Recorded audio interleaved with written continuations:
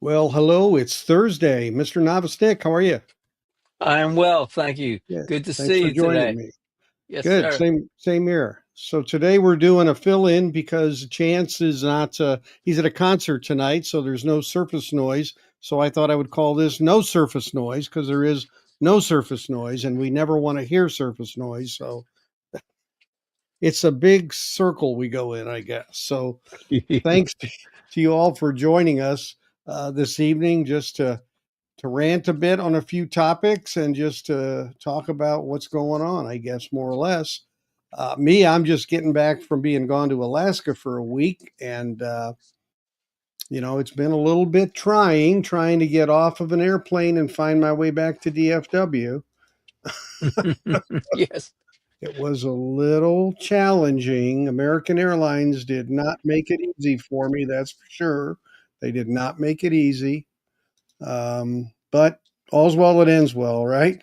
Alaska Airlines, yeah, they were great actually. They, Alaska they, Airlines. There no, you they go. were, yeah, and you wouldn't think, it's like you wouldn't think Uh, that. Hey, Mungu, we got Dimebag Dave. How you doing? Hi, Rant. Uh, Mr. that's Nelms, how are you? And my buddy KRWD, my favorite radio station, KRWD. yeah. I Just just took picked up a those. waxwing. Got any advice? Yeah, I Yeah. used mine. A matter of fact, I used it. I put it in my signal path to use it as a line in to be able to do volume matching between my turntables. It's really a lot more convenient because I can sit there at my in my seat, which I've got these records sitting in there, but I sit there, listen to the music, and change the decibel level to get them to match. So David has there's the new Abacab and Close to the Edge by Yes from Analog Productions Atlantic 75th. I just got those today, so I'll be listening to that. Um, Also have a few other things I'll be talking about. Brad was over Tuesday night. We did a shootout on a few records. We did Boston Don't Look Back. We also did some of the ZZ Top box, the new box, which Brad has and brought a few of those over. So we'll be talking about that. Yeah. So thanks for joining, Dr. Donnie Fever. Appreciate it. So yeah, there's a lot to be done. I've got a queue of records I'm working on. Moody Blues Days of Future Past should be next. I'm also doing a comparison of the band The Freight's album that we had Adam on Chance's show that they released their album, and I've got the CD of it to compare it to. So I'm going to be doing a CD to LP comparison. Adam provided me that from the band. I also have an interview with him that I'll be providing as well. So Close to the Edge, I'll be shooting out this weekend To against the the edge. winner, which was the Chris Bellman cut. And speaking of Chris Bellman, just because I mentioned him, I was in a record store today and I saw this in the new rack. And this is a favorite album of mine, Anita Baker's Rapture. And I'm like, well, what's that doing in there? And it was reissued here in the last month, I guess. And in fact, it is cut by Chris Bellman at Bernie Grunman Mastering. So I'm going to be doing a shootout on this one against my originals. I have a US original and I have a European, which I think is a DMM cut actually. So I really, it's a really good sounding album.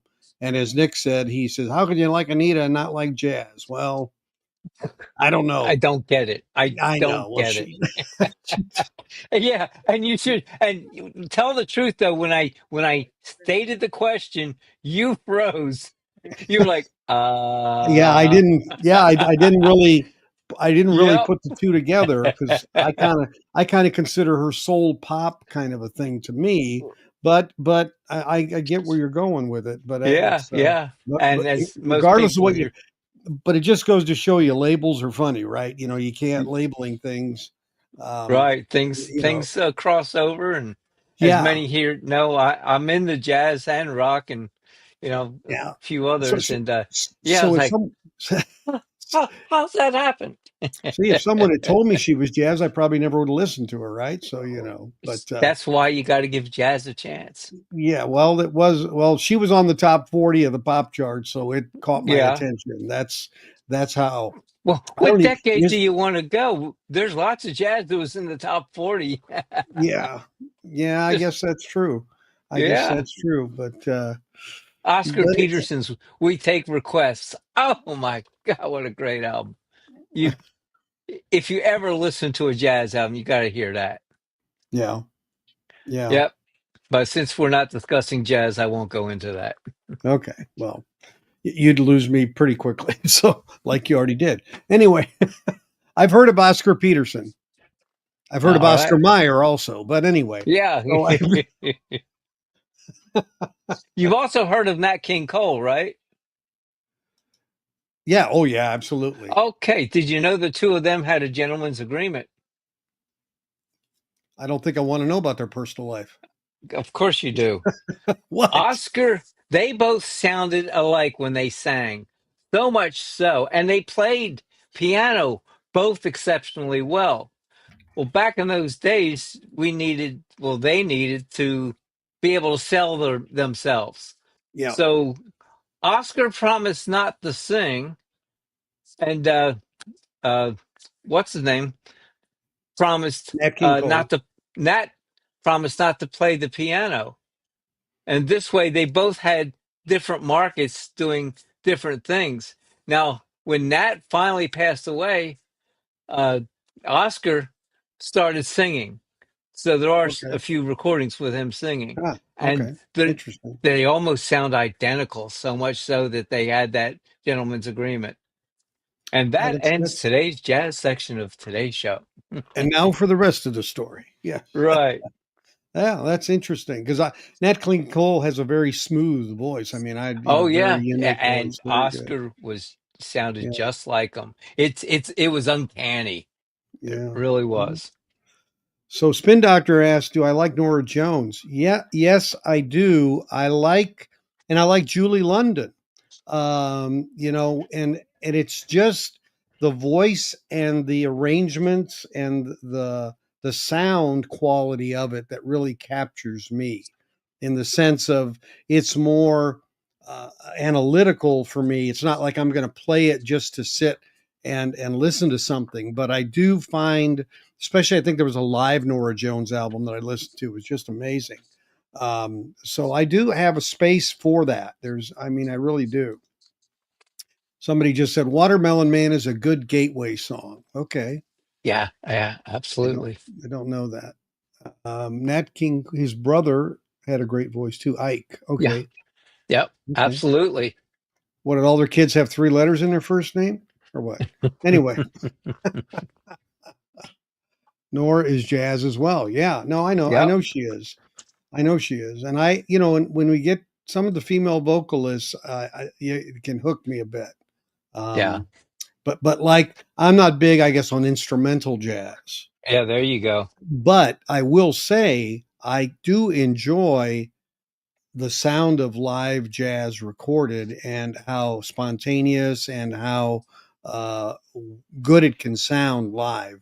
My son-in-law is a jazz drummer in Austria, and I've gone to a lot of his sets, and they're very enjoyable.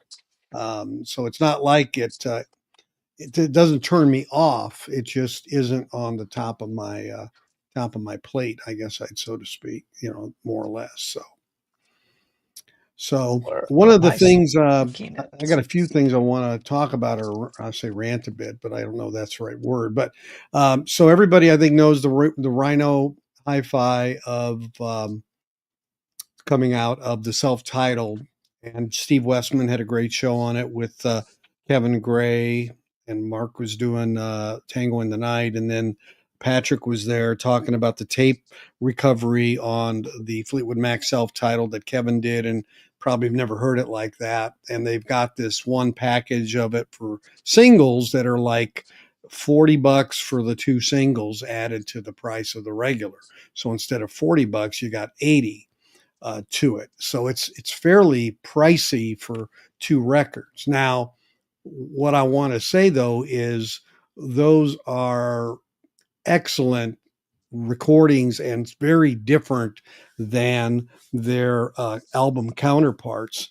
And I've had those as the promo singles from when I was in radio. And on my members channel, if you become a member or are a member, yesterday I put it my daily audio diet. I call it daily video. I put the audio for Say You Love Me and Over My Head on there. So you guys could listen to it, the members. And Nick, you what are Blew your my thoughts socks about it? off. Yeah, absolutely blew my socks off. I instantly fell in love with those recordings. It was just incredible, and that was over on my iPad. Not the greatest DAC in the world. It was just uh, done differently, and Dave was explaining to me the difference, which he'll do in a minute, of Yeah. the albums and the 45s. But I immediately just fell in love with those, and the other versions of them just they fell flat after that in comparison, in It's, my opinion. Yeah, I it mean is.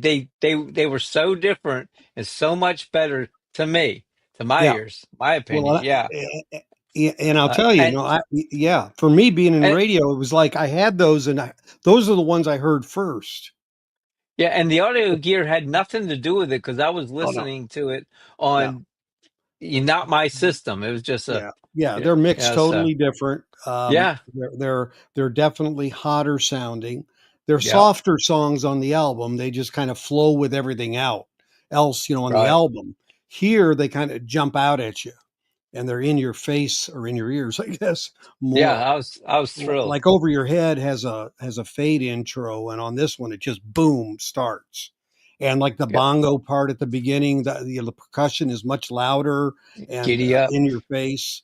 Say You Yeah, Love Me, the piano part of it is very hard and yep, rockish, and then Lindsey Buckingham threads a guitar riff through the whole thing that isn't even in the LP yeah, version at all. yeah. It's just So, I mean, I bring it up for two reasons. A, if you're not a member and you'd like to be, I'd love to have you. These are the kind of things I'm trying to provide, things that I have access to that I can provide. And the other thing, of course, is if you're considering buying that or thinking it's steep, and it is, those are very enjoyable and supposed to be a one-time cut of 2,000 of those singles. So, yeah. The dads to me are worth every penny. I've learned so much, not only trivia and things that aren't well known, but just some of the different topics have just been so enjoyable that I look forward to them. He drops them at night, usually late at night, and they're meant for the next day. And I right. I can't wait usually, so I make sure I listen to them at night if they drop early enough. But Yeah. I Well, I thoroughly enjoy them. And to me, $5 a month was, $5, but once I saw the product and yeah, is it worth it? I it's, mean, yeah, it's, it's well worth it because we have the relationship, David and I do that. If I yeah. don't like it, I'm just going to tell him, yeah, Oh yeah. I No, think he it's not. will. Yeah. Yeah, no, Yeah. I mean, absolutely. And I need that that's kind of help and right. feedback And too. that's the way I've been with everybody in the BC. Yeah. I try to be honest, fair, and loving, Yeah. and that's Well, all we can expect. I've got so much material and stuff that I've learned over the years and different audio tracks that I mean, I shared on Royce's show a first cut of The Dark Side of the Moon that Alan Parsons had That, released that I that was a got keeper through a too. Yep, that I got through a friend who is a guitarist with Alan Parsons. So, it's really important for me to share as much as I can. So yeah, I bring it up in the context of this being available. And, my understanding is there's just several hundred of those singles left out of the 2000 to Yeah. buy from that package. So, but I'm looking forward to that album. I have the RSD Chris Bellman 33. I have the RSD 2x45 of this one as well. So it's going to be, and that one won the shootout against like the original Ken Dunn and that type of thing. So I'm Oh, looking was forward that to comparing them. Does that mean two by 45? You mean that's two Our- 7 inches at yeah, 33 or 2 by 45 45, 12 inch, the or is actual it a 12 album. inch? Is this a discussion somebody may have had? Yeah, so I did that on purpose because I I knew you know. were going to do that. Oh, So absolutely. Yeah. what got confusing on Steve's stream when they started talking about the 45s and they were saying there's two at 45. Wait, can They I met, interrupt? yeah, I was listening to it, yeah. I text David saying, He's texting "Oh, there's me. some 45s coming out." I'm thinking they're 12-inch discs, and Yeah, here's the two. Because if you look online, there's only one 7-inch record showing. visually it only Yeah, shows visually, one. I'm like, well, wait a Yeah. second. So I'm thinking they're coming out with, So go ahead. I'm sorry, David. That's okay. Hey, John, glad to have you, John Bandy. Hey, my So, bud. yeah. So there was a little bit of confusion. Is the one with the 45s going to be two 12-inch 45 RPM records? And no, that's not the case. That's not saying that one day they won't come out with it, but right now the Hi-Fi series is all 33. But because the price was so steep relative to the album, the $40 for one, it made sense mentally. It's like, oh yeah, you're getting the singles and you get, but anyway, it is what it is. I think very much the singles to me, I'm really excited to hear what Kevin has done with those because Yeah. they don't recut singles. I mean, they don't reissue singles really. That's not. It's a pretty different kind of thing to do. So I'm really happy that they did it, and it's all a matter now of getting the pro. When does it come out? August 8th, I think. Yep, August 8th. And so going in my next topic, I got a shipping notice today on Beatles box. Nick, you got one, right? Yep, I got a notification. We got ours out of Canada though, in all Hey. a in all openness. Yeah, we did, and So I don't know when they'll get here because I'm yeah. in the deep south. Someone posted a statement on one of the threads on a vinyl thing about that they got an email saying their Beetle box was delayed. Now, I don't know if they got them in the U.S. or where they got them at. So we got I, I'm thinking it's going to be a good week from Canada, a good week Yeah, before we get them. could It'll be. be interesting to see how it compares to the first set of pressings from 2014 because I have a box of those. So, but I don't necessarily intend to keep both of them. Right. I probably will sell one of them. Yeah, because a lot of people were thinking, after that first week and, the two sales and, everybody was thinking, okay, well, surely they're going to press more and they're going to sell more. And there hasn't been a peep. I don't know. No, there So hadn't been the a peep. best guess, they're either keeping a hell of a secret once again, or they're just not doing it for another, 10 years they I waited? don't know. There's no Yeah, telling. yeah. I Who's don't know. piggy bank slate? Yeah. Well, we'll see what comes of that. John's got a Yes. statement here. Let me look Yeah, I at it. saw that. Yep. Patrick from Rhino said they'll be doing more 45s. Hey, at least they are giving two options with and without. $40 Yes. for 275 is a bit much. Plus, Yeah. Stevie should be on the sleeve of one. Yeah. You never know. Maybe she will be. Single Yeah. 45s, that is. Maybe Yeah, that's why they didn't show the other one. yeah, Give yeah, you a surprise. yeah. Keep you surprised. Exactly.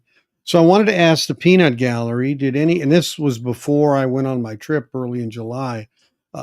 Did anybody see or hear, I guess hear, I shouldn't say see, did anybody hear the interview with Music Direct's owner, Jim Davis, by Mark Caro from Car Pop? Anybody? Just if you would type in the chat so I can get a sense of if anybody had seen it. Uh, yeah, I guess I'd heard it. I want to say seen because I'm used to video, but it was Yeah. just an audio interview. of I Jim listened to it. Davis. You listened to it? Well, I sent it to Oh, you, so I know you listened. yeah. Well, That's yeah. cheating. Well, just because you Nope. send it to me Yeah, doesn't doesn't mean you listen necessarily. to it. Yeah, you're right. You're right. Okay. So, I saved the link for yeah. yeah. Okay, good. Okay, good. So I was going to do a video. I want to say rant, but rant isn't fair. I was going to do a video commentary on it. Um, and I just decided I talk about it a bit. And first thing for me is MoFi has really improved in terms of what they're offering. I mean, in variety. Now, even though it's a lot of stuff maybe I wouldn't buy, I give them credit for coming outside the box and doing some different things. And I think that's to their credit. And I told Jim's wife that when I saw her at Expona, actually, I thought that was a great aspect of what they're doing. So all props to them in terms of doing that. And I think the other big prop to me is Fidelity Pressing Plant, because the product that has come out of there for them and other people is top notch. And I have seen, I think, 5 or 6 of their records since they've went into production, and they've all been flawless. I mean, perfectly flat and sonically quiet. Uh, just very, very well. Um, and I give Jim credit for doing the interview. Albeit I say a little late, but okay, let it be, later than ever. What is that, Nick? I don't see your. How does that work now? We're Heck if seeing I what know. the heck if I I tapped know. I tapped the dollars amount on the bottom right, and it popped up Okay. next to where the chat and Hey, Ron, Rock and Ronnie, how the you super doing? sticker and the super chat is, and now it's gone. So I gave away my. Oh, well, I gave Yeah, away. I don't know what happens from here, but that's a free I membership. It'll go I to think somebody. it'll someone on this live stream will get notified of a free month to membership of my Right. channel. Is the way it works. So Yep. yeah, thanks for They. doing that. I think. Is the StreamYard or YouTube randomly select somebody? No, We don't it's have. YouTube. It's totally YouTube. Yeah, totally Yeah, YouTube. and Yeah. I don't get to Okay. pick who. So Yeah. Thank you, Nick, for doing that. enjoy. Yes, sir. Okay. Okay. So My now, pleasure. so here's a good point. From VQR saying he wished the Rhino Hi-Fi was pressed at Fidelity. I agree with you. It probably would make it easier. They probably have a contract with Optimal, and maybe over time they'll phase them in a bit, because Jim said there is capacity. They're only at 60%. Uh, yeah. So a couple other examples of. Patricia, yeah, lots of buzz happening on Stevie Nicks. I put this on my page. They posted on their social media a cryptic message. She posted a line from their song Frozen Love, and he finished it. So we're wondering if they're going to either go Hmm. back in the studio together, or if they're actually are going to potentially reissue Buckingham Nicks. Don't know. So yeah, good. Thanks for bringing that up. So Yes. anyway, back to MoFi, to Jim Davis. So really a lot of good things going on there. Now Jim explained a few things even from the way past that I think were important Yeah. to explain. One of them had to do. The first thing had to do with half speed mastering. Okay, and why they got what it was, and then why they got away from it. And here's the issue I've had with this for a long time, long before DSD Gate and all this. And that is that the label Mobile Fidelity and their branding was built around using original master tapes played and cut at half speed. That was their secret sauce. The element of the label, they changed that without a peep. And so, if it was for the better, as he claimed, why did they not ever say anything? This is my issue. It's like a pattern of things are we're doing things for the betterment, but we're not going to tell you. And it just that doesn't make sense to me as a business. It's more, I think there's a fear element that if we say too much, in today's world, we tell people a lot more and there's a lot more visibility. 20 years ago, nobody was talking about Stan Ricker per se or whatever, right? So, I just think this has been a pattern, and it just exacerbated that feeling for me. Um, you know, so when he talked then about cutting from the original master tape and using DSD, he said now we use pretty much exclusively DSD transfer off analog for a variety of reasons. He said they felt they get a better transfer, they can be done directly off the tape, and it sounds like an oxymoron a little bit, but how can a copy sound better than the original? And he said when we make the DSD transfer, we can make it what I would have a call as close to perfect transfer as we are pulling out the maximum amount of information available on the master tape. Well, yeah, you're pulling off a lot of information, especially DSD 256, and they take time to get the adjustments perfectly aligned on the tape, which is something that when someone cuts from a tape directly, they can't really do as well. And there is an element of truth to that. In the master tape, there are going to be splices, the splices between every song, and there can even be splices within a song itself. And so Yeah. he said, I just don't believe that people who cut directly from analog can achieve the same precision because they can muck with things digitally. So it's micro precision versus as is off the tape. So do you want warts and all, or do you want warts with tweaks? Right? Are you a good tweak or a bad tweak? That's the question. But there's tweaking going. I didn't say twerking. I said tweaking going on with this. And I thought that was revealing, I guess I'll say. So he talked about vinyl versus SACD, and he said in theory you have a wider dynamic range on SACD and CD over vinyl. And if you've already gone digital, then maybe digital format in theory would be ultimate format. It doesn't seem like that's the case. It's in the ear of the beholder. And he talked about the philosophical debates, and he said you just need to sit down and listen, and does it sound good to you, does it sound great to you, and that's the decision you need to make. And he pointed out some of the best records that they've gotten praise for were digital recordings to Yeah. begin with, like Dire Straits, Brothers in Arms, Yep. obviously, and that's true. Fagan's Nightfly, that's true. So digital done well is great. Analog done well is great. Either of those done poorly is bad. Either way, right? That's the way it is. But and he said, when you put it on vinyl, there's some kind of, through harmonics or whatever you want to call it, there's a pleasant noise, maybe is a way to describe it. There's a pleasant thing that happens in that.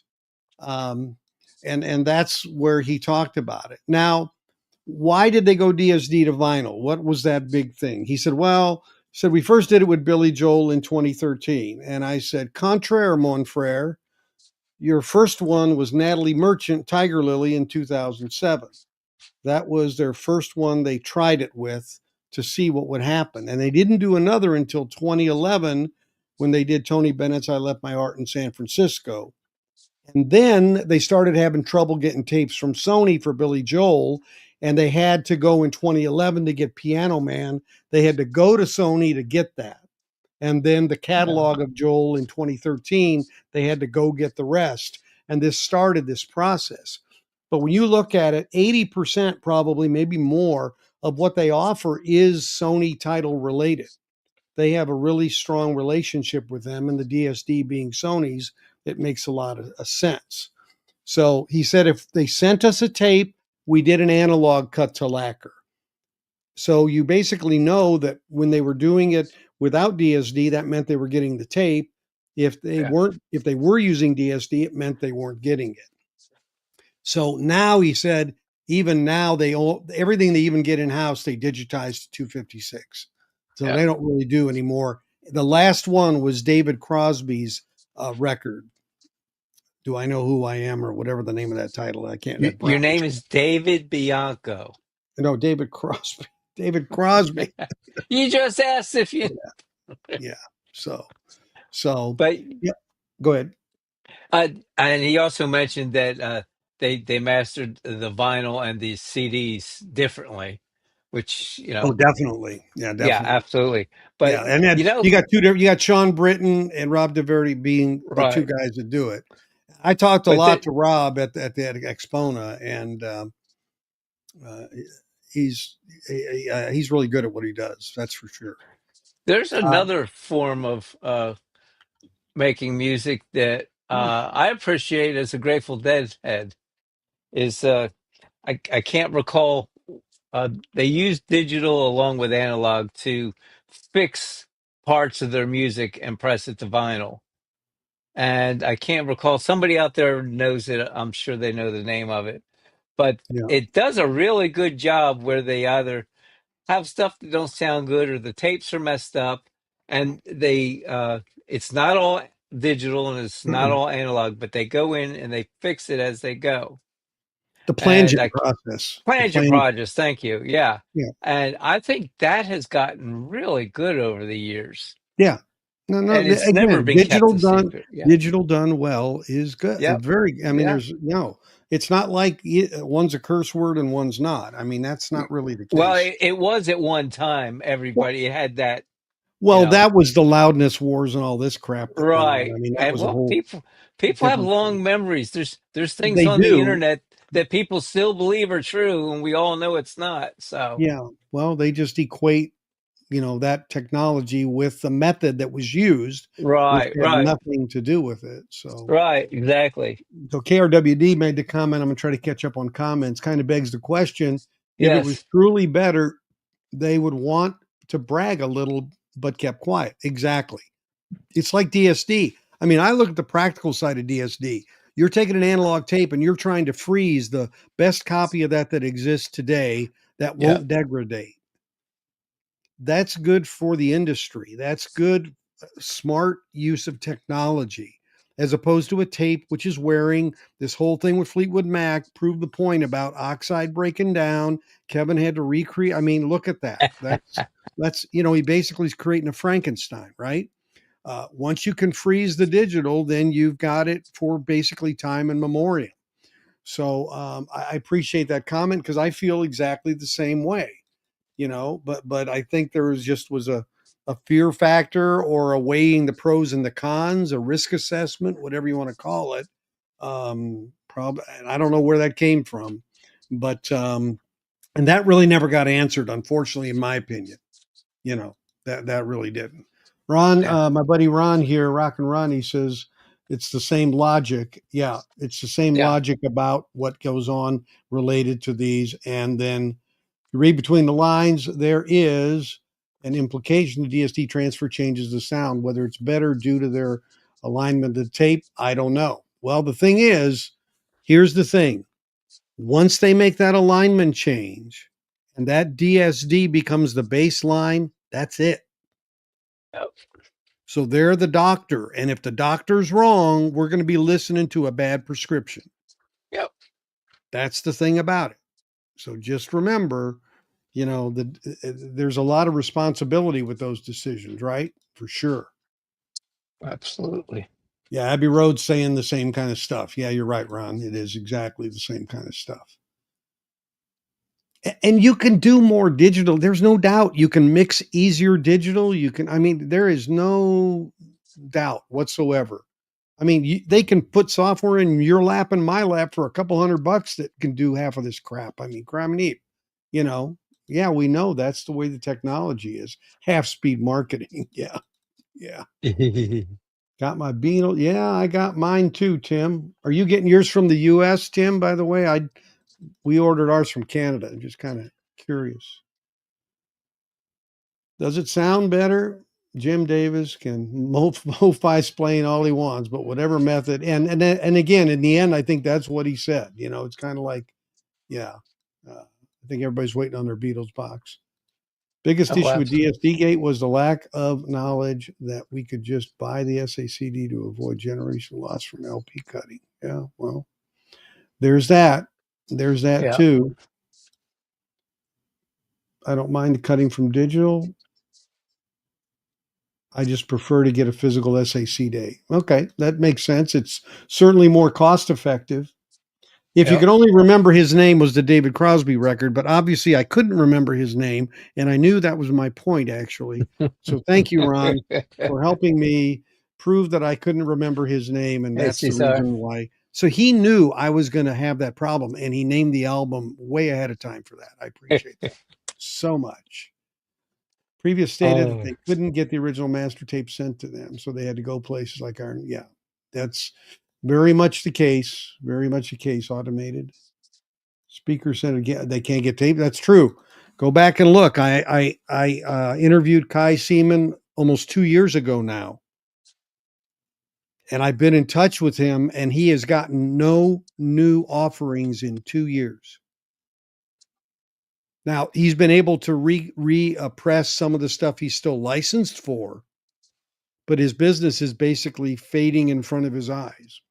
mm, and and this is no negative comment to Rhino at all, but folks like Rhino who have so much control doing their own lessens their ability or desire to give it to anybody else, yeah. right?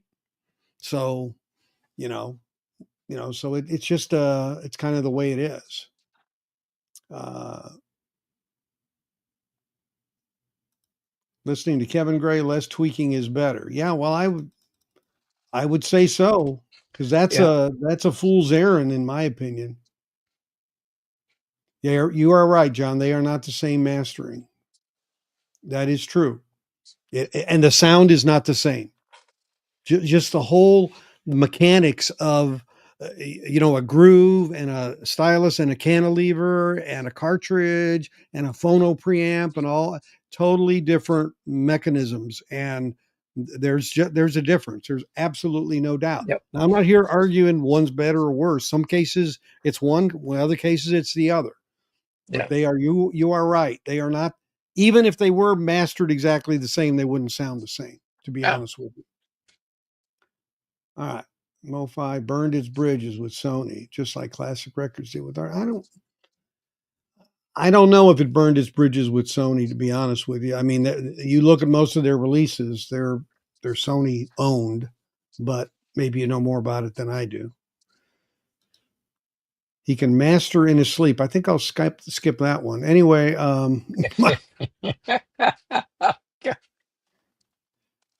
the banner on the sleeve, hate it. Yeah. Yeah, okay, yeah, interior sleeves. They all do it though. To be honest, they all do it. I get mine from, I can't even remember the name of the company off the top of my head, but I they have theirs on there too. Oops, sorry, John. There found Jim, that Jim Davis in all his essence is not going to change their PR and what they reveal. Not as long, yeah, yeah, yeah. I think there's a lot of truth to that. Uh, Sony had a huge library that they got from different, yeah. Well, SACD was intended to be an archiving format from the get-go, from the jump. Yep. That is why it was made. If you look at the patent for it and why it was developed, which I did, that is what it was for. And if you're a Every collector of SACDs and there's music you want in that format and it's available, I highly recommend you get it now because there's Yeah, only because two companies there's only left two that are plants. doing them. Yeah, And yeah, the one plant was down for 2 months. I got that correct? yeah, yeah. Right, Yeah, exactly. so if it's out there and you want it, now you better get it. God, perfect prescription. Beatles and Mono have been there, done that. Got the T-shirt, sold the box on eBay. Okay. Well, I'm sure you did pretty well there. Saturday. Wow, you must live next to the shipping distribution center, Patricia. Wow. What's she get? She said she's getting it on Saturday. All I got was a notice saying that they had a tracking number for it, but hadn't shipped it yet. Or Cesar, how you doing, buddy? Yeah, Uh, obviously she's never been lied to. I mean, yeah, I hope you do get it on that date. That'd be awesome. well, well, I'm gonna, John, Jim Davis, VQ Art said the engineers trying to get the SAD and the vinyl sound similar. The masterings are separate though. They are, but Yeah. like I said, even if you get them to sound the same there, once you put the vinyl on your turntable and your Yep. system, yeah, I mean, it's a little bit different than, I mean, DACs do sound different, but that variety I don't think is near as wide as a different cartridge or a different phono preamp in the chain. So, but we're going to talk about these mastering engineers in a minute. I'm going to remind you of an interview in 2017 here in a second. So, Mm-hmm. Bill Record Keeper, how you doing? I got the Thriller and Off the Wall. They are amazing. Of the Michael Jackson. What's this type of cheese? The kind we cut, I guess. I don't know. You, boxes in Tennessee Oh, is going to be here Tuesday. Okay. The big elephant is Krieg's mastering, not digital this and that. He just does not always hit the mark on my tape. These last titles are not that good. Well, I saw Krieg in Expona, and I noticed some things that kind of concern me, and toward him, maybe even his health, and so I hope he's okay. I mean, he had a wristband actually around his wrist on one of his, and I actually asked him what did he fall on a bike, or what happened. He said no. He said this is just years of mastering, and using my hand, and I'm like, oh, okay. So I wish him well, but I think that I think maybe there's some relationship there. So somebody got September 5th. Someone's getting theirs. Wow, that's quite a long haul. yeah, I haven't heard. BQR, how was that surrealistic pillow SACD? I wonder how many people ordered 4 of the Beatles box. Yeah, I wonder that too. Drives me Yeah. nuts.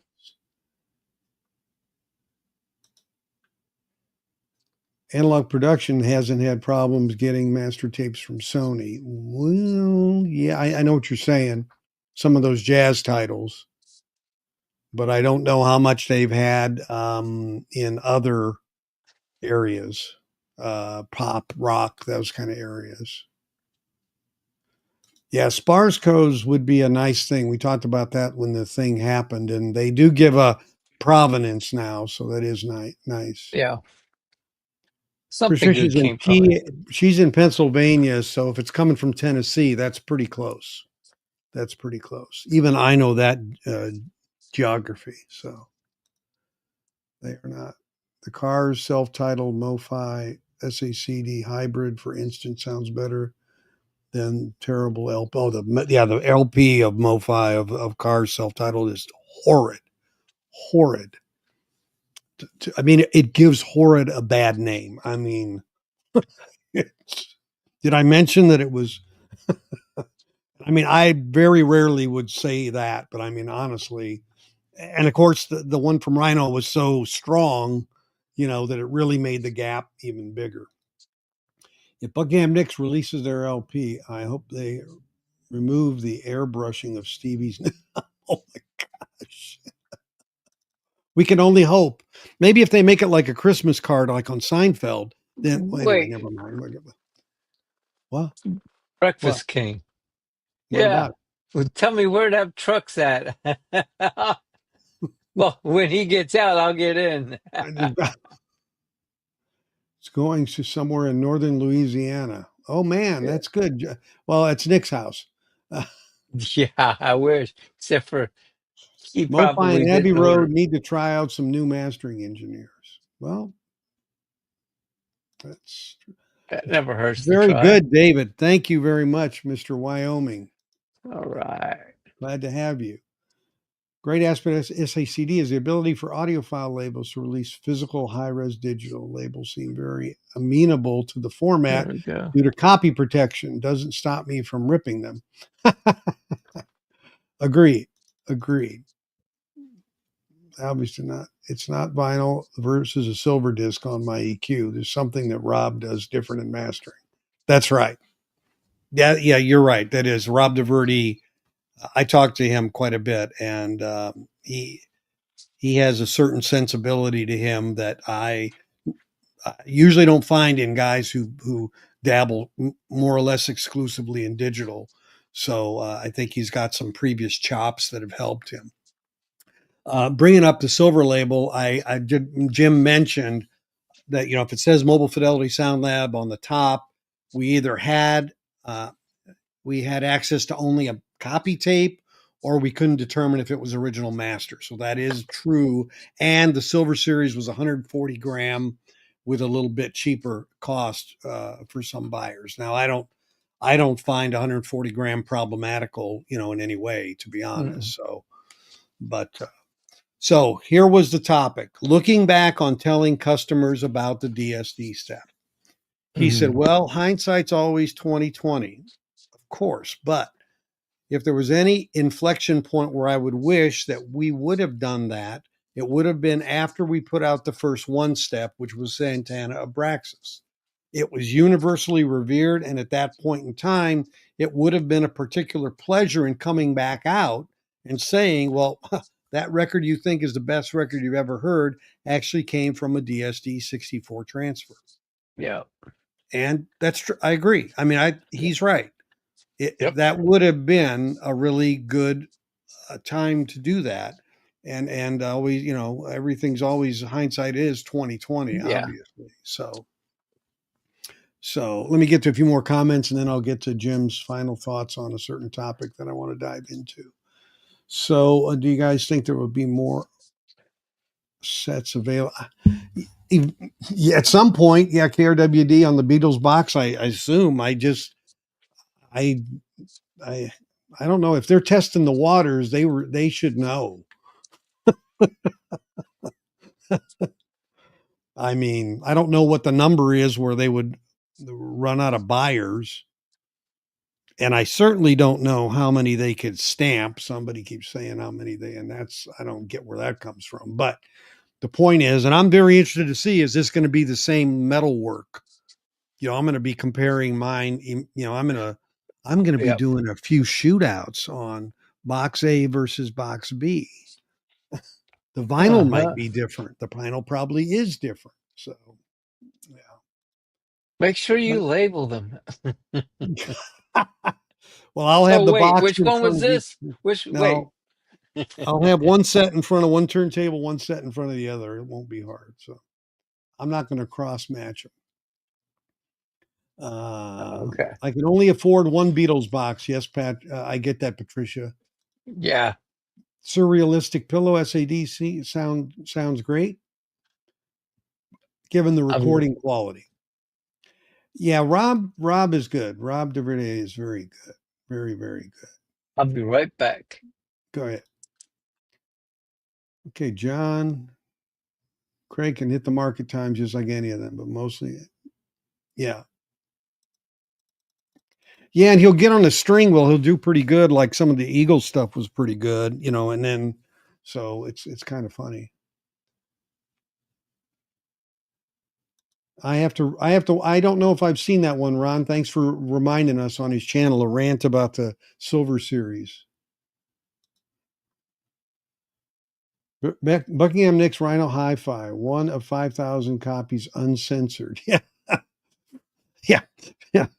It sold really quick. The music's great, but the cover's what really got it. Yeah, I know what you're saying about the Tango in the Night. And it's funny, they gave it to MoFi to do too. That's what really I don't get. I don't get that one. I mean, they gave it to MoFi to do, and then a guy like Kai Seaman at Speaker's Corners can't get anything. I mean, it's just crazy. Yeah. I don't really like it.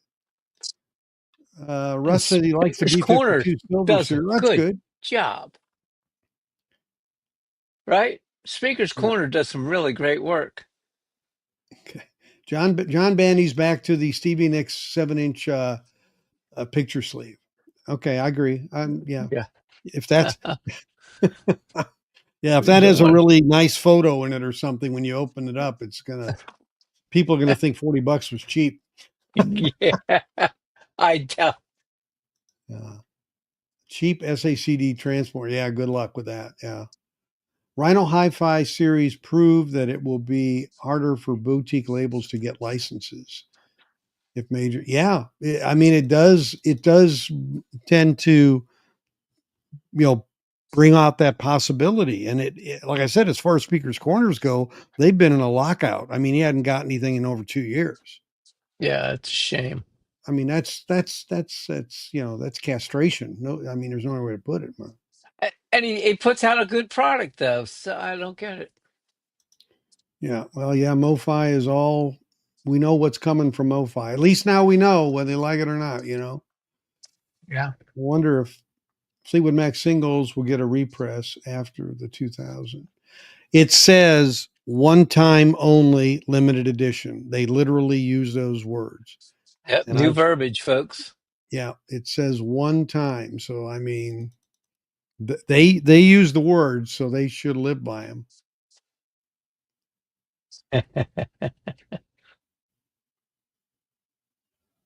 Uh, 4 per customer was awful. I think that was a travesty. Yeah. Dr. Johnny Fever. Okay, you should get your Saturday. My tracking just updated shows Saturday. I'm in San Antonio. Yeah, but the difference is I got mine from Canada. Yeah. Hey. So you're getting it from Tennessee probably. So I got a feeling I'm looking at a good week. But thank you Yeah. for and I'm glad to see you're going to get yours that soon. Yes. That should be You bought wonderful. another Beatles box? So that will be good for a shootout. Yep, exactly. But I mean, I'm being really honest. I am looking probably to sell one at a reason, not an exorbitant price, just to cover, basically what I've spent because I know there are people that truly want it that aren't, I don't want to sell it to somebody who's a flipper. I want to sell it to a Right. fan, who missed it and, is bummed out. Uh, No, no update for me. yeah. Skipping through these. Sorry, guys. The FM singles pre-sales. It was still available as of an hour ago. Patricia, it was still available an hour ago.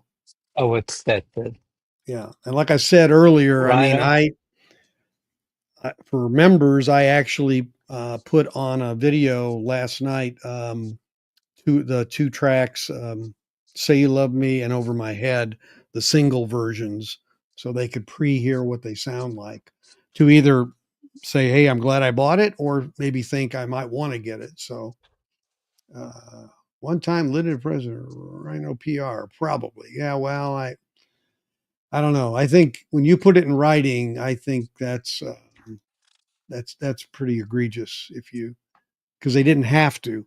They could say limited edition, and we know that Yeah. what that means. Yeah. The new verbiage should mean what it means. Yeah, Yeah. It's still available. yeah, yeah. I don't. Yeah, yeah. I think Buckingham Nicks is coming off. Then, yeah. Yeah. What resolution was the Beatles' Green Apple USB drive? I don't know off the top of my head. I looked at it a long time ago. Are the singles numbered? I think the cover is. On the back. I don't think the actual singles are.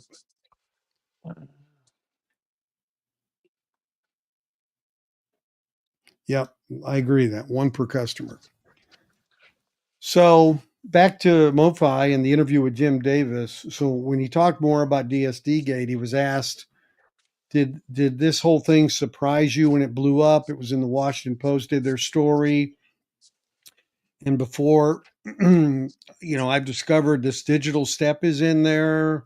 Tell me, if he wanted him to tell him what, for your point of view, what happened and what was going on.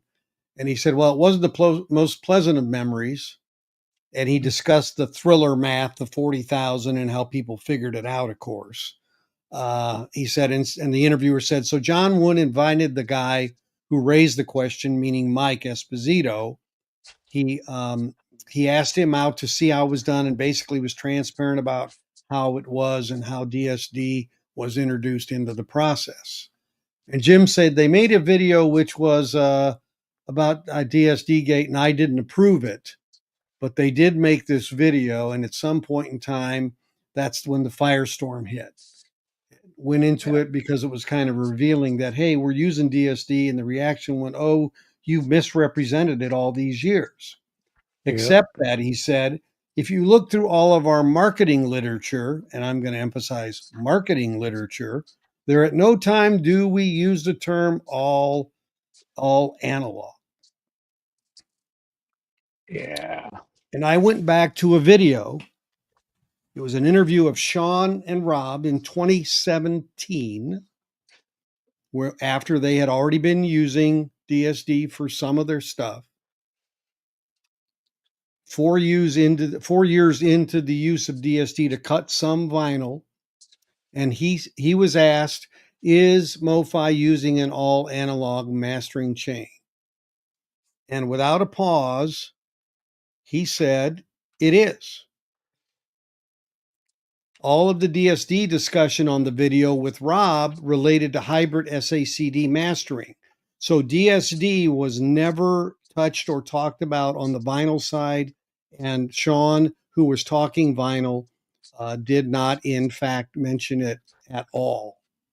Rob did state that all master source tapes were being copied to DSD for archival purposes, but there was no statement about them being used for that particular methodology. So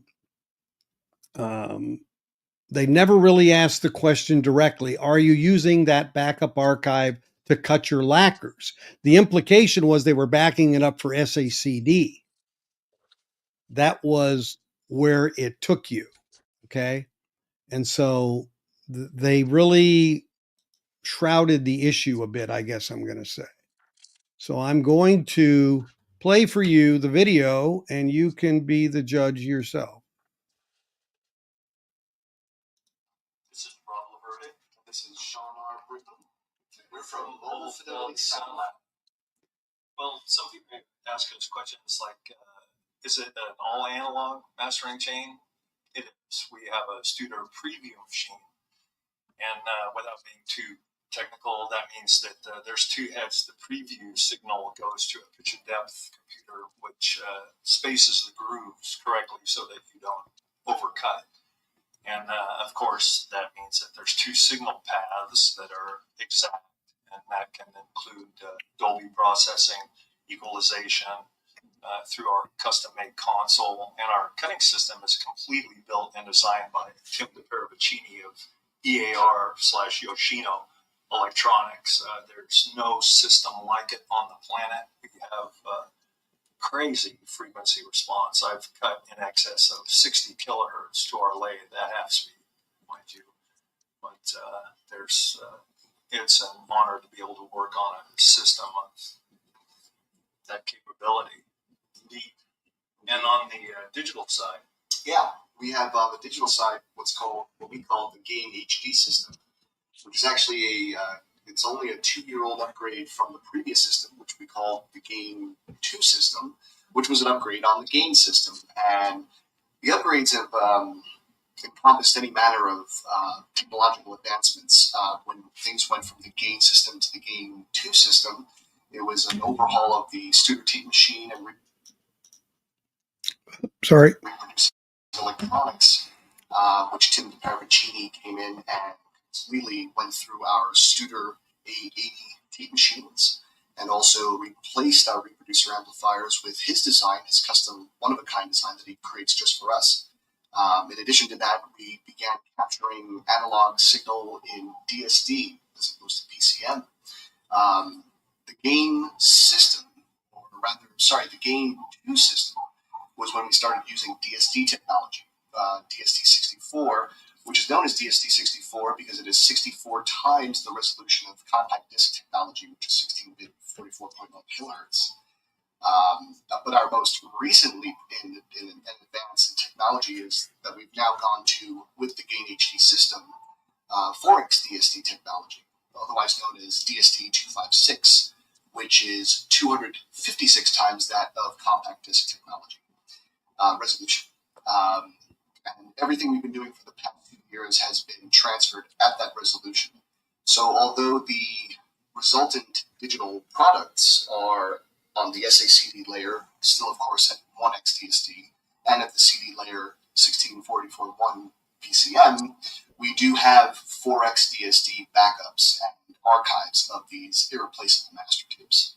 Looking toward the future. Looking toward the future, indeed. One of the things that I appreciate about mobile fidelity is that to stay on the cutting edge of technology, whether that be the digital with the quad DSD or on the analog system where we have pushed frequency response and of course dynamic range accordingly, because we don't limit or compress any of our records. That's right. And as our customers know, maybe a bit redundant, but they want full dynamic range, and you can't get that with any sort of limiting compression.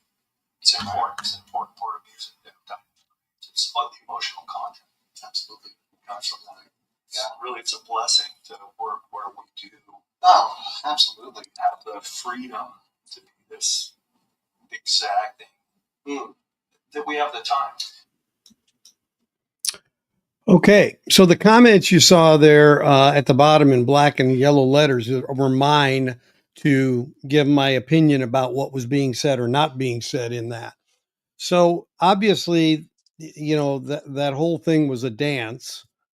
And in my opinion, the initial question about is the mastering chain all analog for the records, it was not true. I mean, it flat out was not at the time that was done. So, you know, some of the statements about we never said X or we never said Y or we never whatever, you know, all I can say is the way I conclude this is, you know, information sharing has really changed a lot with the age of the internet, public relations that traditionally approach things, you know, as don't say anything. In today's world and information glut and expectation and response time, transparency to me is very different in the expectations of that. And I think businesses should learn this. This is a business case lesson, in my opinion. And so there's also one thing that is often forgot that's prevalent sometimes in the media landscape, and it's called what I call sins of omission.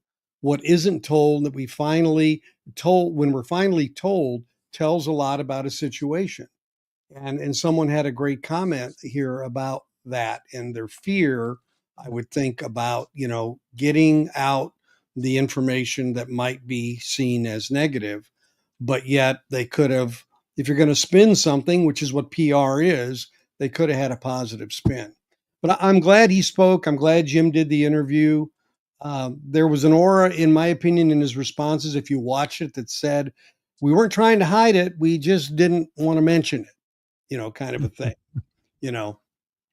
And as the lawsuit was settled and discovery in that lawsuit never happened, maybe we're never going to know if there were NDAs or emails or some embargo put on people regarding the speaking about DSD and vinyl.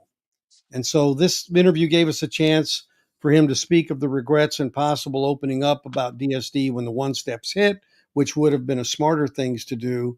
And obviously it proved it was good technology. I hope the transparency thing can change. Someone made a comment here, don't expect it. And with him, and it may be true. They did a lot of breaking technology, and that's great. I do want to comment. He made a comment about cutting 60 hertz, okay, with half speed mastering. Well, that's cutting 30 hertz is what you're hearing. They were doing that in 1972 for CD4 4-channel records. That's when that was capability was basically discovered and used. So that's been around 50 years. So that didn't prove a lot to me, but it sounds good, I guess. So I think finding out why they stopped half speed mastering was important, their use of DSD. It's just too bad they never took the time to take credit for what they did and share it with loyal customers. And that's kind of my opinion of the whole thing. Thoughts, Nick? You nailed it. I mean, I don't really have much to add to that. It's it's one of those things where they got in and they didn't really, you know, they didn't know where to step off into it, and they never got around to doing an announcement of this is what we're doing. And so they just decided to wait until somebody else figured it out. And lo and behold, it always comes out. Absolutely. Kind of like JFK. It might take a few decades or lifetimes, but eventually, God willing, it comes out. My apologies to High Rent District for that video having too much sibilance for him. I apologize. I didn't. What C means. He means it was too many S's. They were like the way they were No. too bright. You know, I just sorry. Yes, Warren 78. Come on, guys, give me a break. absolutely. So he said, if I don't, yeah, if that is, when the video was going, I saw this one. If they're tweaking with the files, yes, they are. I mean, they are. And you just better make sure they make good choices, right? Yeah. Because, like I said, the thing about the DSD, the good news, bad news is the bad news is once it goes into that file, that's it. You know, that tweaking that they burn that into the file, and that's what you're going to end up with after that. NDAs, are we talking VMP now?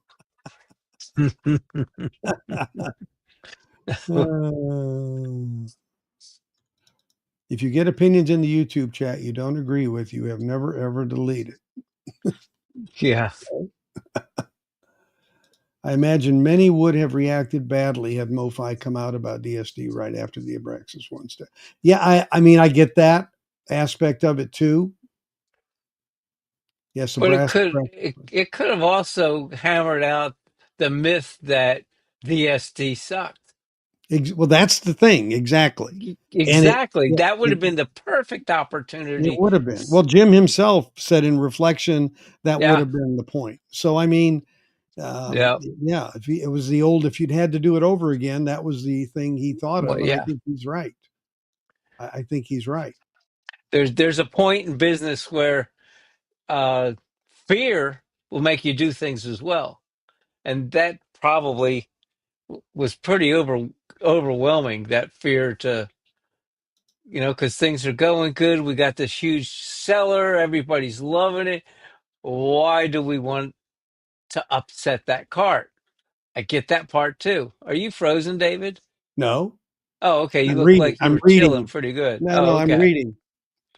But so there's that other part, fear of all that good news you're having coming in and disturbing that cart. Fear's a powerful thing. Yeah, I think I'll have to. I don't know about this user, but I think there was a comment earlier today. Maybe it was today that I was scrolling through comments and I accidentally deleted one, and I think it was the one he was talking about. So if it was Oh, yours, I apologize. That was not on. I don't delete comments. That's not my mo. But I think I may accidentally have deleted one today, so I apologize. If you want to repost it, please go oh, ahead. sure. You're taking the MoFi road. We got you. Yeah.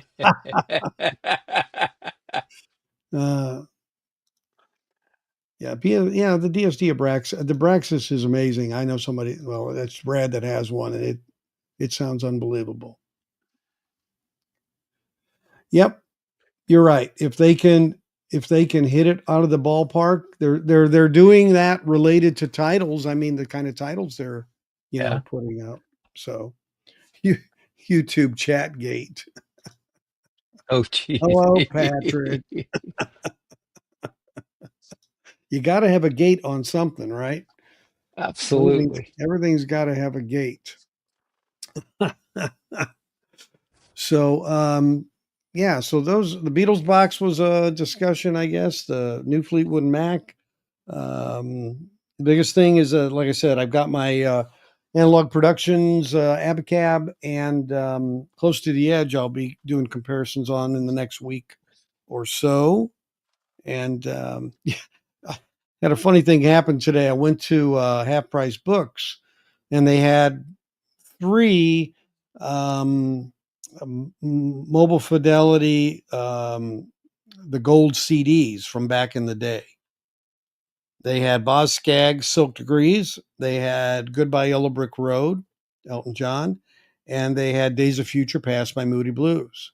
And I said, Days of Future Past. I'm doing a comparison on the LPs. I used to have this gold CD. One of my kids sat on it years and years ago and cracked it in half.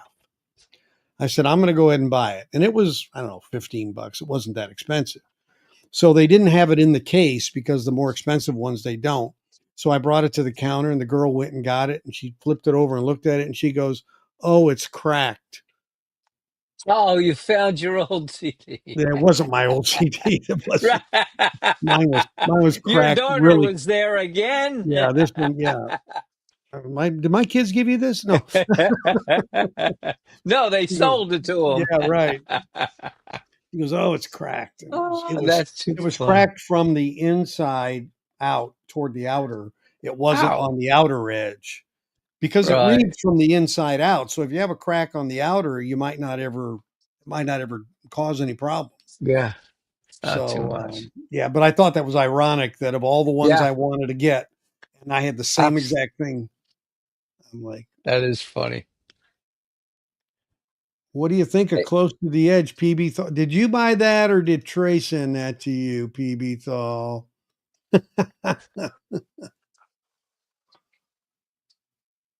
let's see. I laugh when Davis mentions someone actually returned an Abraxas. They did, and they sold. They had it up for Yeah, $1,500. I don't know if they that's sold it or not. absolutely wow.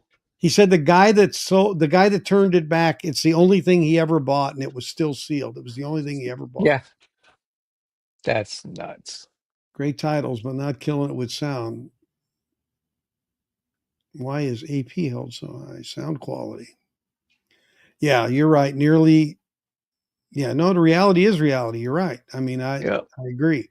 Even the heart one, which I really had a lot of hope for. Um, the rockish time of songs, they just didn't do it for me at all. Some of the ballads sounded pretty good, but it didn't do it to you at all. What band You was bought the that? whole series. I didn't realize that, PB Thal. Congrats. I didn't realize that. Okay. What Uh, band were you just talking about, David? Heart. Don't you say anything about Heart. Uh, let's see here. Oh. Let's Hey, see. guys out there, do me a favor, and David, please hit that like button. It Oh doesn't yeah. cost I anything. If you I if you forget don't to like the mention like that button, you'll get your money back.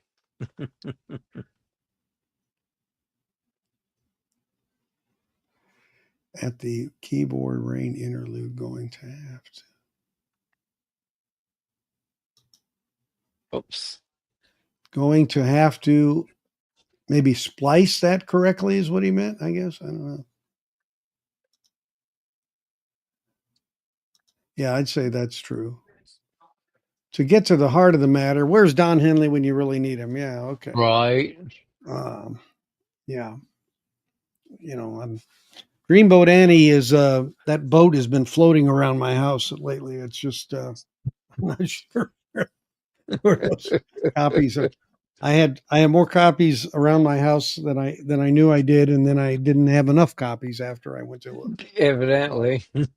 Evidently, yeah. So that break, I didn't look at where the break occurs on that. I haven't opened mine yet to listen to it. So that's everybody's worried about that. How do you do that, right?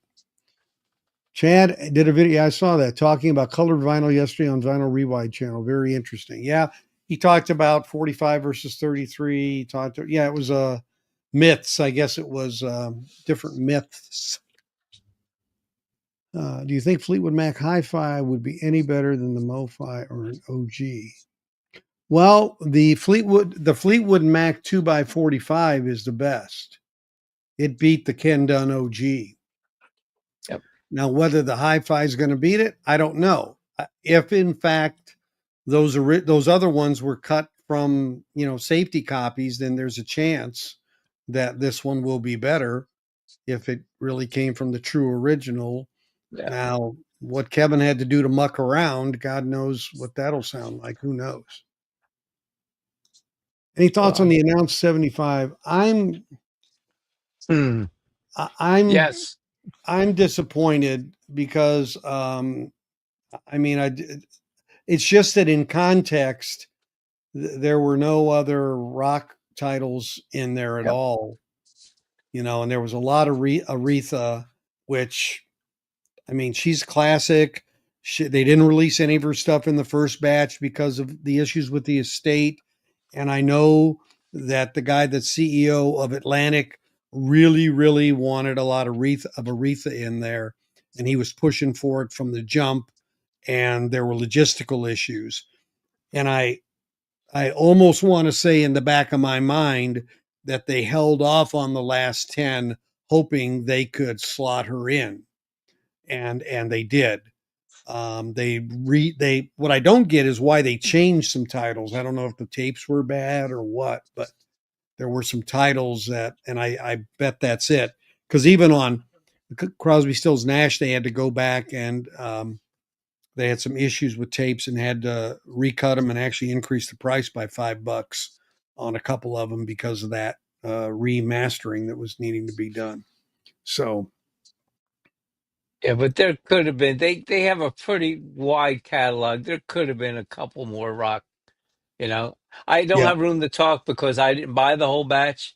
But it would have been nice to have some 75th anniversary at the end that were rock. I mean, yeah, no, I agree. The AP Toll benefit is very good, John Bandy. I have it. I have that. I have stand up. They're both excellent, in my opinion. Um, Interesting Death Cab for Cute. That was one. Okay, there was one. Yeah, you're right. That one surprised me a little. Uh, I that one would be that one I'm looking forward to. I take that back. I forgot. I totally forgot about him announcing that one. The Stevie Nicks sure beat the OG. Yeah, it did. yeah, 2x45 of Fleetwood Mac is going to be hard to beat. I agree with you. yep, What are my next shootouts, Jeremy? Days of Future Past by the Moody Blues, Close to the Edge by Yes, um, probably Abacab by Genesis. I also have The Freight, which is the band that Chance had on a concert buddy had on his show a few weeks ago out of Boston. I'm comparing their CD and the LP.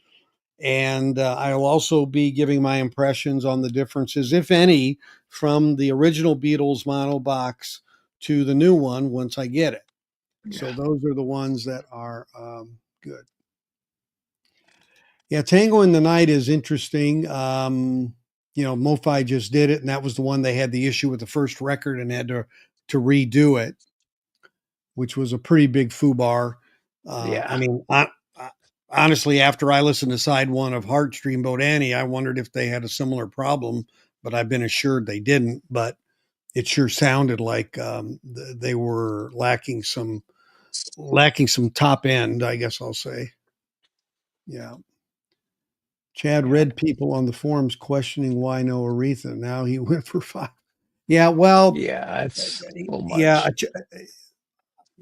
My guess is that the estate said, you we don't want you doing one or two. We want you doing. I'm sure they maximized it, and I'm sure the head of Atlantic wanted that because she would have been sprinkled through the set up to now if it had been legally possible.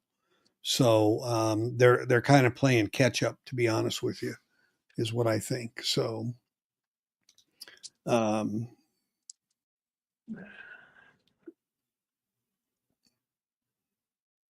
wish they had more late 50s. Oh, I get you, mono stuff. Well, Yeah, about to give up on Deja Vu. Well, no, it will be coming. It will be coming. I And then thought it it's gonna, already came. and Wait, no, no, not Deja Vu. And once you get no. it, it's going to be Deja Shh. Vu all over again. The Couch album came. Yeah, I know you missed it. I'll bet the 75 opened some doors for Chad with Atlantic titles. I could see AP going back to do more. Yeah, it did open his Yeah, eyes. Yeah, no doubt. He was shocked. I mean, he really was pleasantly, and Phil Collins as well, very pleasantly surprised with the reaction because there's some people that just hate Phil Collins, it seems like, and they seem to be loud, but the people buying them are louder.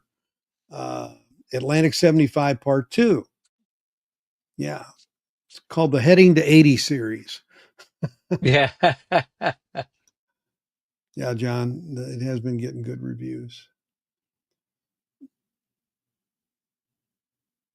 Wanted him to include Bruno Mars and Ed Sheeran, but that didn't.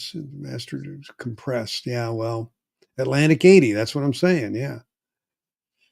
I remember you saying you like the Yeah. MoFi the best, and I have agreed it sounds really good. And that was done in '79, so it must come from Master Tape. Oh yeah, it did.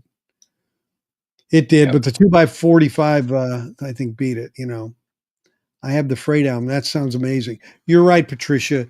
That is a consummate job of mic placement, engineering, recording, digital mixing, taken then to analog tape and mastered by Ryan K. Smith. I mean, the drum miking on that is exactly where the way the guy was set up. And when you're Yeah. sitting there listening to it, you get this arc of where he's hitting it perfectly. And it just is an astounding recording, in my opinion. And so I'm interested to see how the CD compares. Yeah, I know Genesis. I know Duke.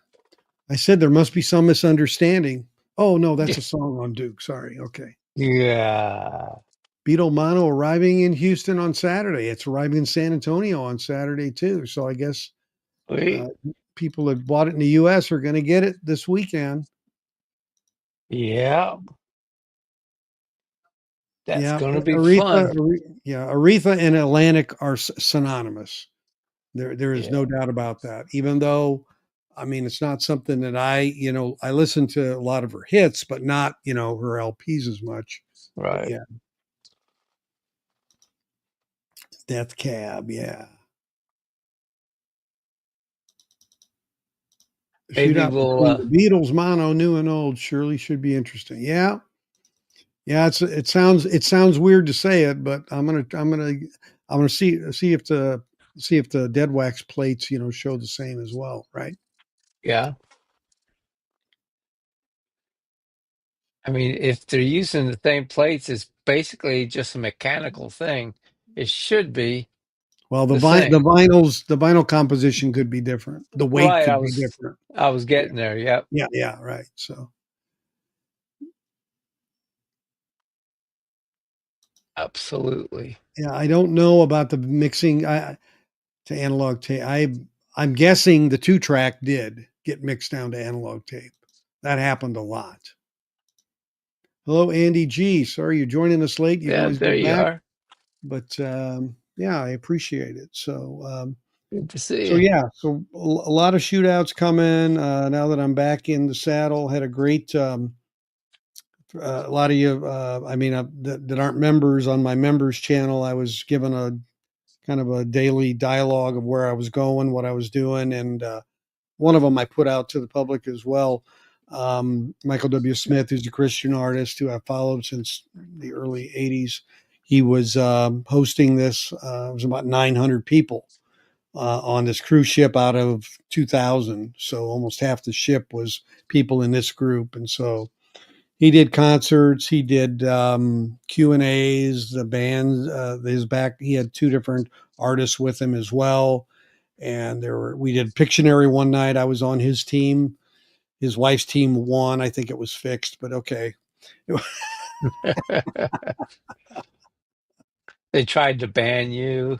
They tried to ban me. Yeah, well, they banned me in the Billboard Lounge Yeah. because they had like name that tune and stuff, and Yeah. it was bad. No You know, contest, I'm I was sure. telling them the tune, the artist, the year, the label. They're like, "Shut up!" It's like my wife said, "They're going to kick you off the boat. Keep going." No, Patrick could have gave him the dead wax. yeah, right, exactly. Right, yeah. Yeah, but it was a lot of fun. It was the cruise was fun. I mean, I want to go into Upper Alaska though. Now that I've done that, it's like you stop at Juneau, and that's too far south. I want to go up much higher to see more. So. Listening to Nice. Death Cab for Cutie, joking aside, it's not bad. No, it isn't. The production's great. I bet it'll sound awesome. Just not sure if I dig the music enough. Yeah, well, I did the subscription, so I'm getting it like it or not.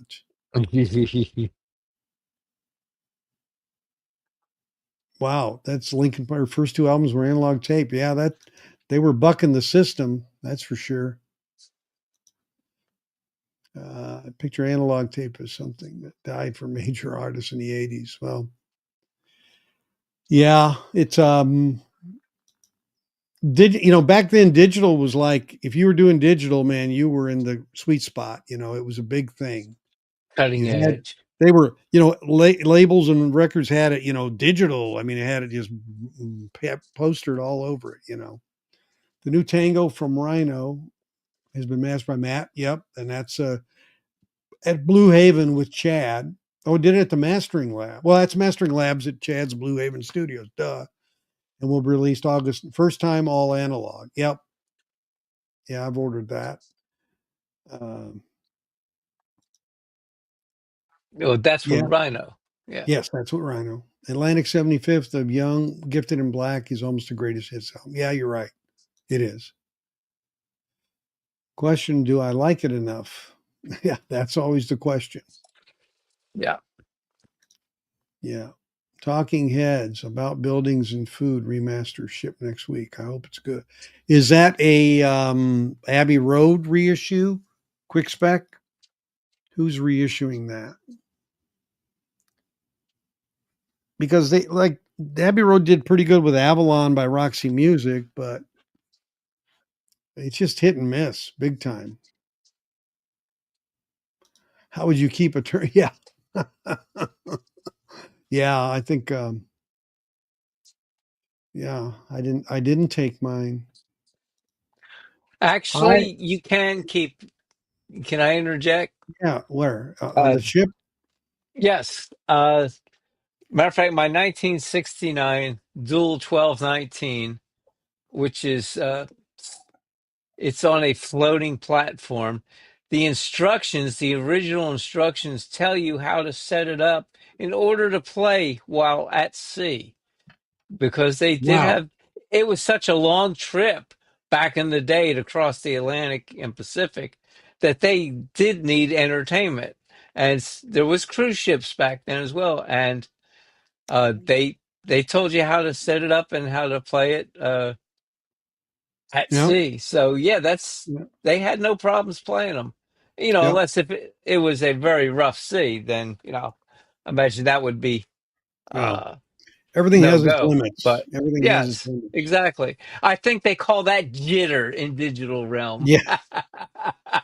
Talk about some jitter. Well, 80-foot waves. the first 2 or 3 days I was back on land, my body was doing this. I think it Yeah. had compensated while I was Yep. there at my gyroscope, and then The, the, that's muscle memory. yeah, right, exactly. Yep. High Rant District asked, no, sorry, he asked about that one. Okay.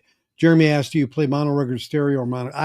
I don't have a mono cartridge, and is the quick answer to that. I have a mono button on my amp, so that makes it easy to do that. But I don't have a mono cartridge. That is ideal, of course. I think that my is.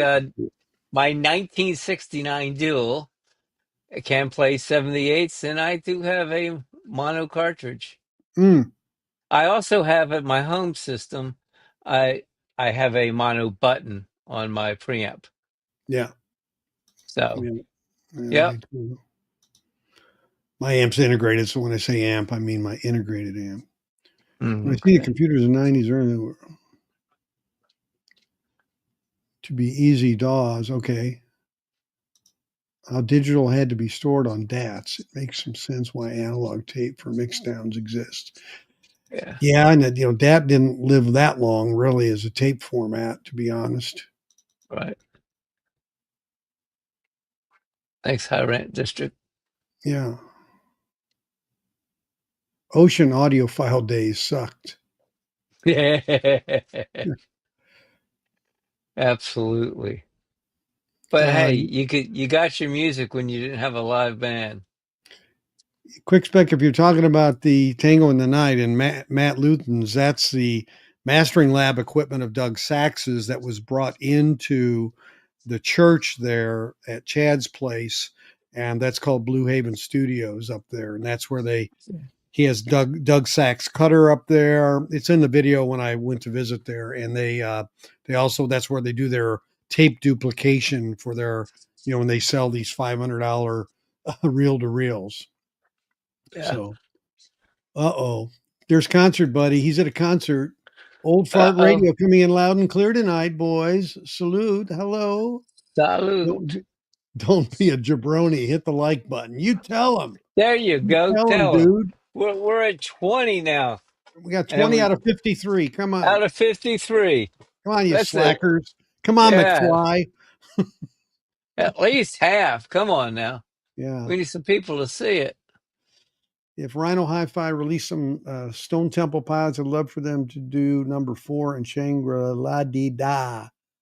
Perfect length for 33s, plus they are 2 remaining analog albums of theirs without a hi-fi reissue.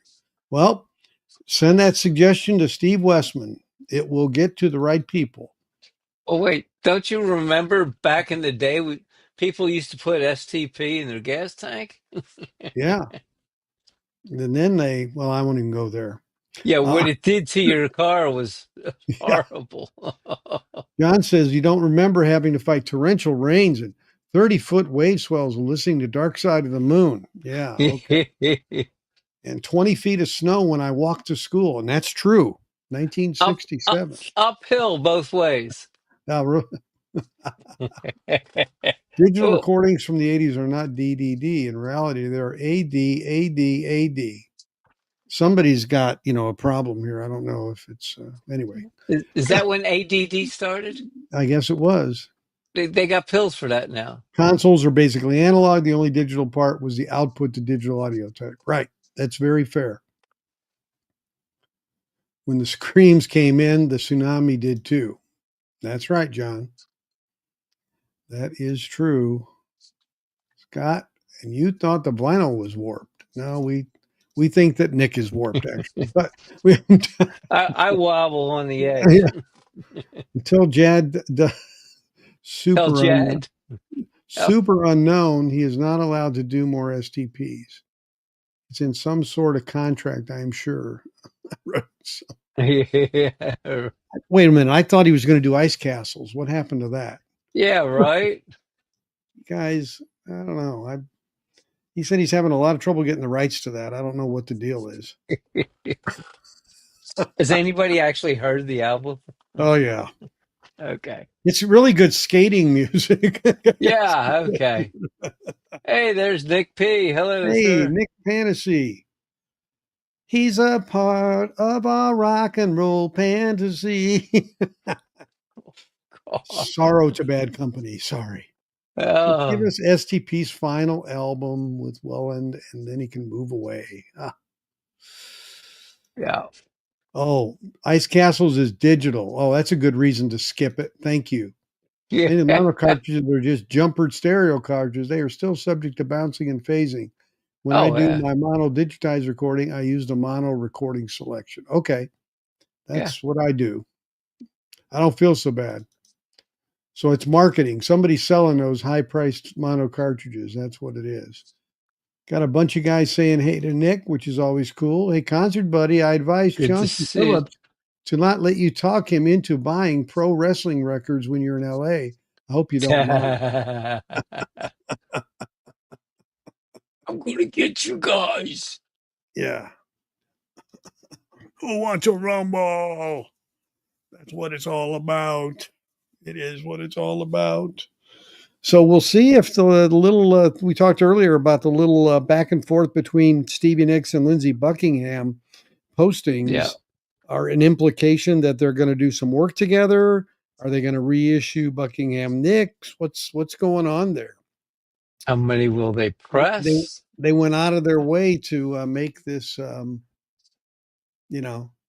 make this overture, public overture toward each other, Now, that was just audio, right? What? Well, we don't know. Well, no, I mean, the relationship. No, I'm talking about how you heard that announcement.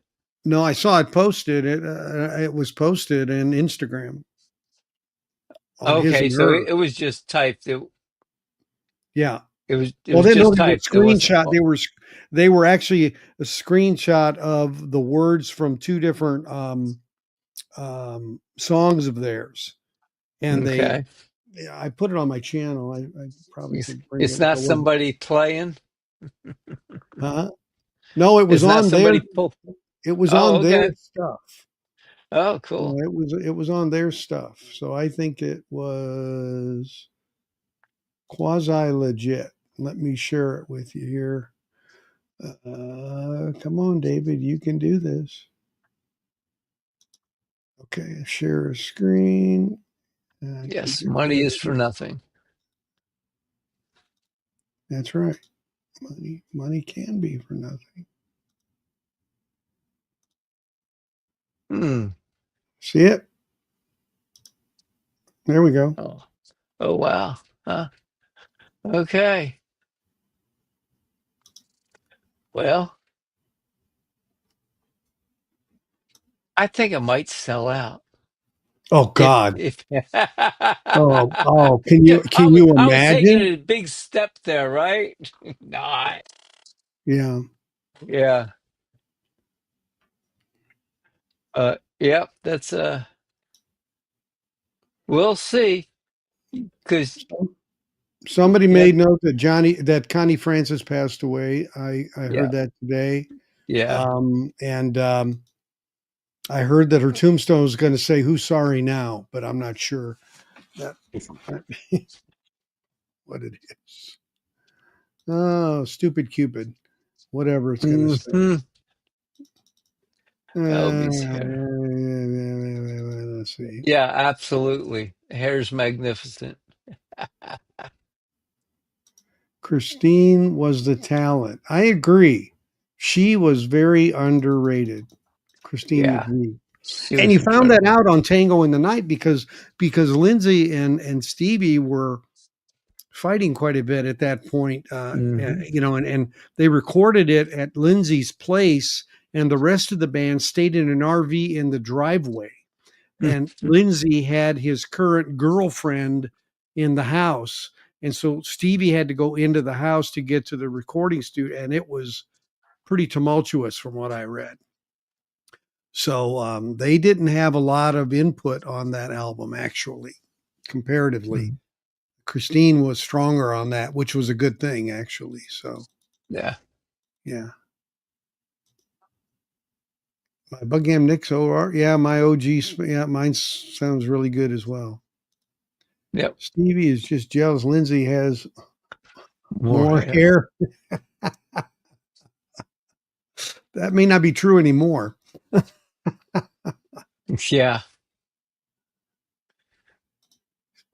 TH reissues. Okay, he said T. I'm sorry if you, Russ. What do you mean by TH reissues? I'm not sure. I know you don't mean Terre Haute because they're shut down. Yeah, Connie did release stuff in Italian. Yeah, I mean, you go into any Italian restaurant, her music used to play a lot. Hmm. Yeah, mono cartridge does. Yeah, he said it made a huge improvement. So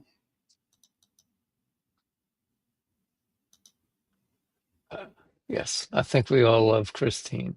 yeah, and I will say that you're right, John. It was them and Keith Olson, their producer, who arranged that. In his production work, really the self-titled really is what did it. I know Rumors was the bigger album and whatever, but to me, self-titled I guess it built the foundation from which Yeah. Rumors could be built. But it's a hard toss for me. I still think I like self-titled just a hair better, probably because I heard the other one too much, like everybody else. Yeah. Oh yeah, the Atmos have stopped making sense is fantastic. Yeah, I don't. A lot of the Atmos being released nowadays are just Did you get incredible. that one, Nick? Stop making sense. Talking Yes, Head. Okay. it came in the box set. Oh, okay. Yeah, I turn my lights off and I have my colored lights in the background back there. Usually I put them like in this mode here where they changing colors all the time for me. That's how I like to listen to music right there. Yeah, stereo only for now. Me too. Maybe it'll be down the road upgrade, I guess. Yes, sometimes in the dark, your eyes don't dart around the room, and you're able to put more concentration into your listening versus listening and seeing. Okay, here we go.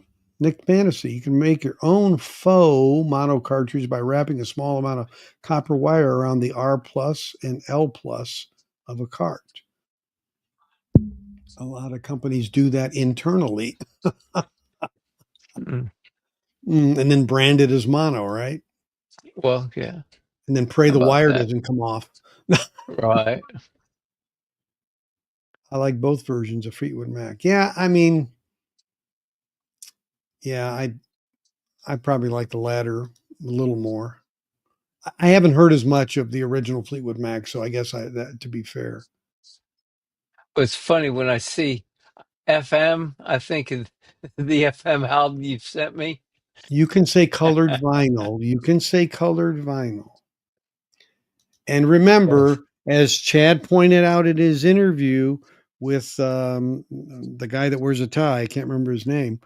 Uh, Black is a color, so it is a Oh, color of vinyl absolutely. because Yep. the actual color of vinyl looks like what they put on UHQRs. That's the raw Yep. vinyl, Yep. no coloration whatsoever. Yeah, it is. How many likes do we have? Refresh. Let me know, Nick. That says 23. You got to refresh it, probably. Yeah, I'm working. I'm working. Hold You're on. working hard, man. Here we go. You're my Yes. wingman. Nick's Oh, my now it's wingman. 22. Go ahead, open your mouth again. Oh my Okay, it's gosh. back to 23. Out of It 50. it really went to 22 for a second. Yeah. Somebody out there is having fun. I'm glad you are. Yeah. No, VQR, that's a great point about Fleetwood Mac having different sounds in one band. I agree with that totally. Yeah.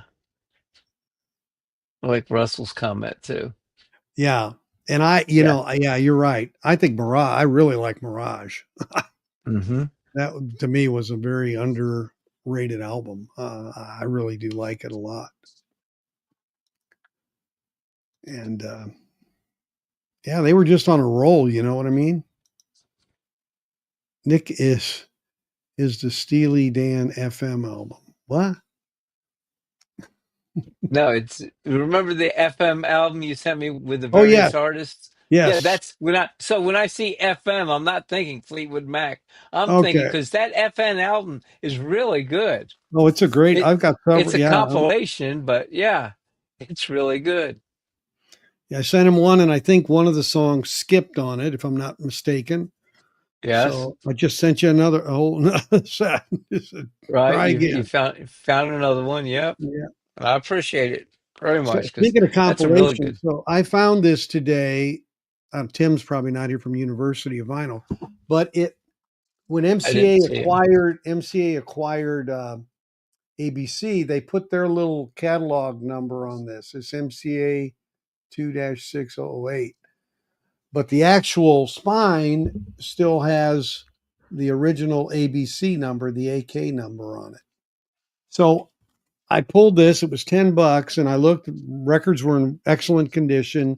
And uh, I started looking for RL, of course. You look for that on all these. And big thing is, I think it's side 3 that it's very hard to find RL on side 3. And this one did have RL on all 4 sides, which was quite a find. And these are usually $20. So for $10, RL stands for really lucky. yeah, really lucky. Robert Ludwig, really lucky. And I found a sealed copy of Boston Third Stage. It's an OG Columbia House Club Edition. Yep, So that's that'll amazing. What year was that released? 86, Yeah, 86. how about yeah. It's very pristine. So This may be one I do on my 6,000 subscriber giveaway. Yeah. So I'll, so yeah, interesting. You know how it is. Once in a while, you just find something that makes you think. Yeah. Absolutely. Like I said earlier, Anita Baker, they reissued Rapture last month. I didn't know that. Chris Bellman cut, so I'll be doing a shootout on this one as well to answer Jeremy's question again. He asked about shootouts. This will be one I'm doing against a US original and a EU DMM cut, actually. So, anyway, well, Yeah, since the that's funny. Sharp Dressed It Man has been stuck in my brain for weeks. Well, Brad was here Tuesday night, and he brought his ZZ Top Box 2 with him, and we shot out a couple of the records that are on there. So okay. unfortunately, Brad couldn't be here tonight to go through the results, so I'm going to save that for another evening. Yeah. Fleetwood Mac's Gypsy brings out Stevie's personality. Yeah, very much. Mm-hmm. Go find the video. Need Your Love So Bad. Peter Green. Okay. Thank you, John. I'm going to make note of that. Need Your Love So Bad. Peter Green. I can honestly say I don't think I've heard that song.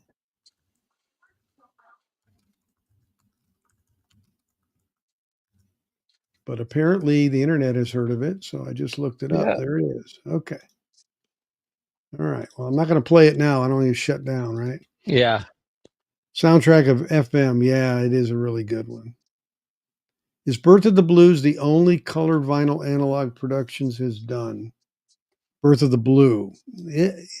I don't know. I mean, it's rare that they do them. I know that. Yeah. And yeah, the colored ones went pretty quick. Oh, they did. I have a lot of people I had a who, big swing and a miss on it. yeah, I know several people. Frank Ocean's Channel Orange is being reissued for those who are fans. Expensive original LP. Good news for fans. Yeah, that's good. Whenever that happens, picked up Blue because I thought it might be the only one AP had ever may do. Well, I mean, it's pretty rare, and they ran out. They sold them out pretty quick. Yeah. I'm gonna have to get the black version. Chad lets Walmart and Target do color vinyl. Yeah, absolutely. I don't care for gold or yellow. I've just had bad luck with those Yeah, colors. gold especially, and I don't. I Yeah. mean, I don't care for white because you can't see where you're dropping the needle. I mean, there's some of these colors you just can't see. You know, if you're into dropping the needle on a track, it's difficult at times. So, but so anyway, well, this has been great, Nick and Yes, Peanut sir. Gallery. You thank you very much for being here and listening to me yak, and hopefully you learned something or enjoyed something. That's what it's about. Nick, I guess so. What Nick did earlier is, as a member, he could send out. I don't know if it'll let you do another one or not, but No, as a because I've member, tried. okay, as a member, he can give out a free membership to anybody who's watching, and it picks somebody. So someone may get an email or an opportunity to join my Yeah. channel as a member for 1 month as a trial. If I you, highly recommend. It's yeah, been thank you. really good. Yeah, it's been fun. It's been challenging trying to do it when I was on a boat and everything. I got to say, it was a little challenging. Um, and had to pay through the yin yang for an internet package on the Yeah. boat. 1 week cost me what 2 months cost me at home. So You're still walking with a limp. It shows. yeah, I know. Well, yeah, but But calling me you Captain, could call it a boat now because the ship that pulled up alongside of you was huge. that's right. With Yeah, six times the size. we thought we had a big ship, and then there was one, the Princess one or whatever, and it was twice the size of ours. It was ridiculous. But but anyway, so yeah, I got to get my sea legs back. But calling me Captain Hook, that's not a Right, good thing. I friends. don't like that anyway. So. Anyway, well, everybody, Andy, Automated Electronics, John, Ron, There we go. everybody. Someone said, Mike, yes, Fragile sounds good. Only clear that I Yes. have. Yeah, that is a good cut. That was in our shootout. Yeah, it is a very good cut. Yep. Yeah, it is. So thanks for joining. Thanks, Nick, again, as always. And everybody Thank you. have a nice Friday and a safe weekend. And we'll talk to you later, everybody. See ya. Bye-bye. Bye.